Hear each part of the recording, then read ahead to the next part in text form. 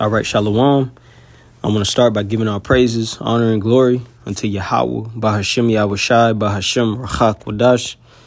Double honors to the apostles and the elders of Great Millstone who teach and rule well, and also to their elders, the men that taught them.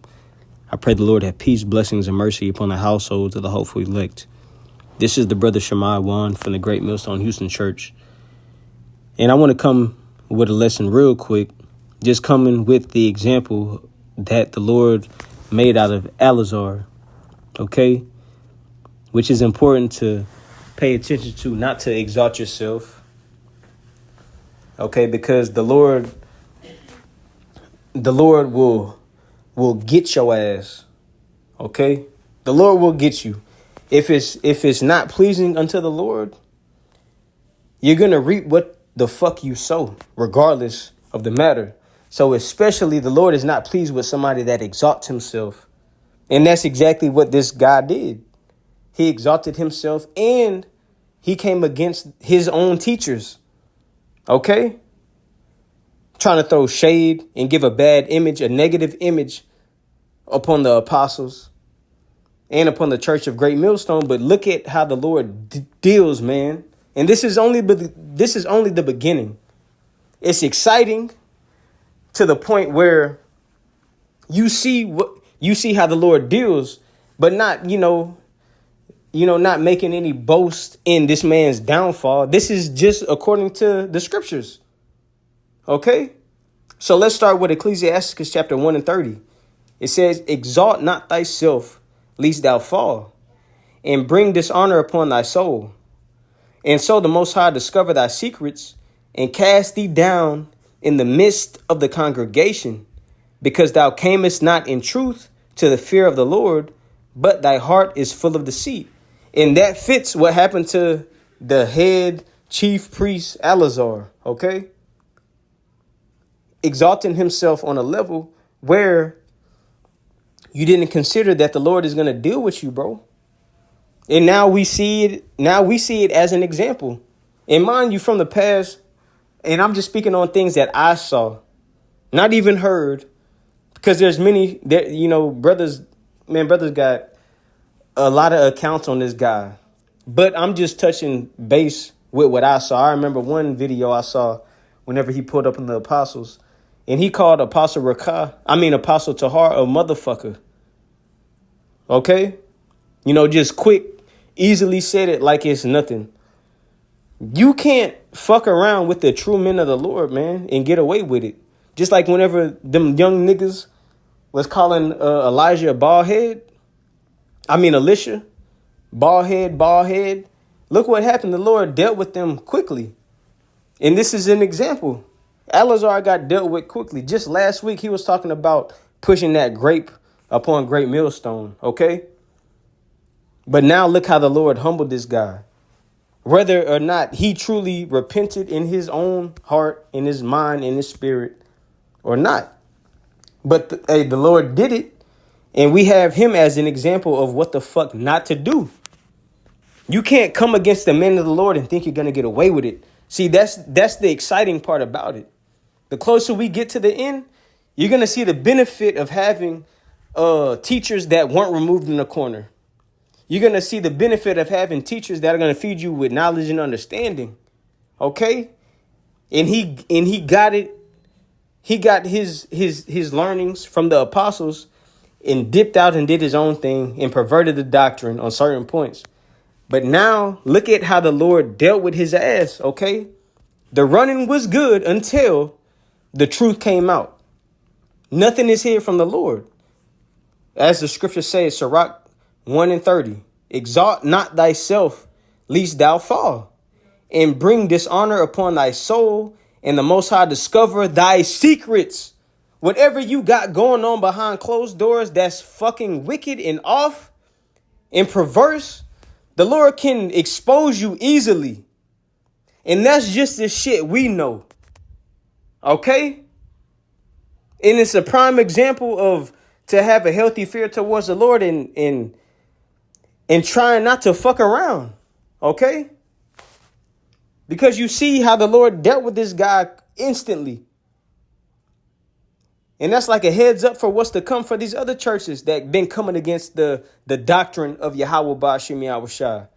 That's been coming against the testimony of Yahweh Shai.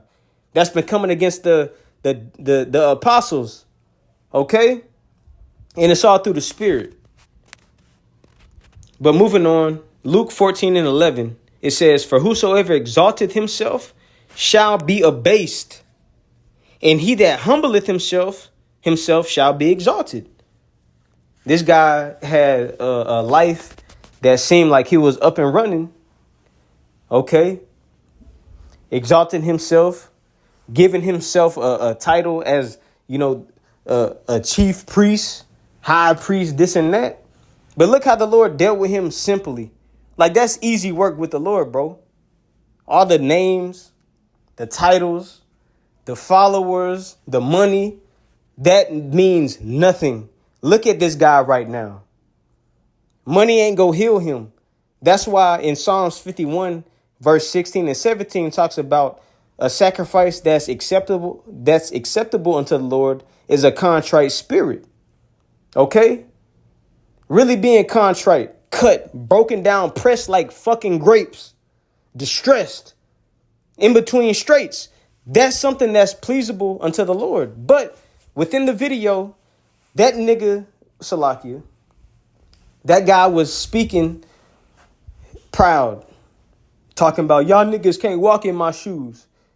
Y'all niggas can't bust a block in my shoes. Roughly paraphrasing what he was talking about. Okay? But the Lord made a prime example of him. Bro, when you get exposed, it's supposed to be a time of humbling. Okay? But it's like he in defense mode. That's why it's like, I know he said he repented, but that's between him and the Lord, but it don't seem like it. It don't seem sincere. Luke 14:11. "For whosoever exalteth himself shall be abased, and he that humbleth himself shall be exalted." So now you see a guy that is abased. Okay? But I just wanted to get that real quick. And two, land backing off of the decree that went out, putting up curses on him. Okay? Because you reap what you sow. Let's get that in Galatians, then I'll close out after I get the curse. Because this is the time we're in. We're in the time of judgment. And whenever a nigga talking about, okay, I tap out, I'm playing. It was a prank. But the Lord ain't fucking playing, bro. You come against the true men of the Lord that's been given diligence and really losing their life for the truth, for Yahweh Shai's sake. You can't fuck around. You can't fuck around and think you're going to go off, and just be exempt from the judgments. No, sir. Let's get this in Galatians. Because this is the beginning of what the Lord is finna do. ISUPK, IUIC, and all these other false fucking doctrines from these false churches. Hey, it's just a spirit and it's comforting. Because the Lord is showing his word is taking place.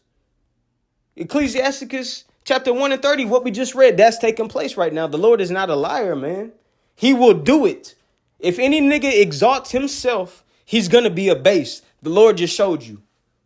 And what the fuck is a Hebrew and a Hellcat going to do? That's going to heal you? A Hebrew with money? A Hebrew with fringes? A Hebrew in a beard go fucking heal you? No. That's why when it comes down to it, it's all through the Spirit. Hey, the Lord accepts a contrite heart. Okay? Not fucking lip service because now you got exposed. Now your back is against the wall and you can't make no other moves. That's just a prime example. And speaking to myself first and foremost is just understanding that this ain't no fucking joke, man. This is scary. But let's go to Galatians. Galatians chapter 6. And let's start at we'll start at 7, straight to the point. Galatians 6 and 7, it says, "Be not deceived, the Most High is not mocked. For whatsoever a man soweth, that shall he also reap." And that's what you see right now. You reap what you sow. Okay?